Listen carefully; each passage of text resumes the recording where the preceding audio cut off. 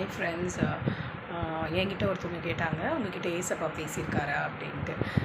கண்டிப்பாக ஃப்ரெண்ட்ஸ், என்கிட்ட ஏசப்பா பேசியிருக்காரு, எப்போவுமே பேசுவார். ஸோ நீங்கள் கிறிஸ்தவர்களாக இருந்தால் நீங்கள் பைபிள் படிக்கிற பழக்கம் இருந்ததுன்னா பைபிளை நீங்கள் வாசிக்கும்போது நிறைய குழப்பத்தோடு இருப்பீங்க, என்ன பண்ணுறதுன்னு தெரியாமல் இருப்பீங்க. ஸோ நீங்கள் பைபிளில் வாசிக்கும் போது உங்களுக்கு வசனத்து மூலிமா பேசுவார் ஏசப்பா. நான் உன்னோடு இருக்கிறேன், திகையாதே, நான் உன் தேவன் அப்படின்னு சொல்லுவார்.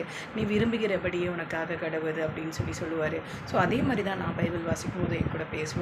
ஸோ நான் நிறைய பிரச்சனைகளோட, ஐயோ நான் என்ன போய் பேச போகிறேன், எனக்கு அவங்கள பார்த்தா பயமாக இருக்கே, அவங்க சொல்கிறதுக்கு நான் என்ன பதில் சொல்ல போகிறேன் அப்படின்னு நான் சில டைமில் பயந்துட்டு போகும்போது, நீ கலங்காதே, நான் உன்னோடு இருந்து நீ பேசிய வேண்டியதை உனக்கு வழக்காடுவேன்னு சொல்லுவார். ஸோ நீ போ, நீ என்ன பேசணுன்றதை நான் உனக்கு சொல்லுவேன் அப்படின்னு நிறைய வசனங்களில் என் கூட பேசுவார்.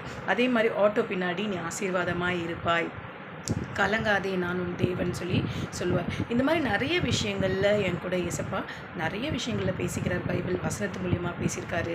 ஸோ நான் ட்ராவல் பண்ணும்போது நான் பார்க்குற ஒவ்வொரு விஷயங்களில் அது மூலியமாக பேசியிருக்காரு.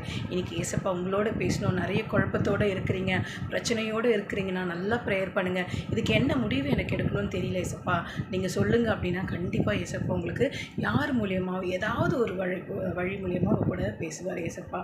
சரிங்களா? Okay friends, see you in the next video. Bye.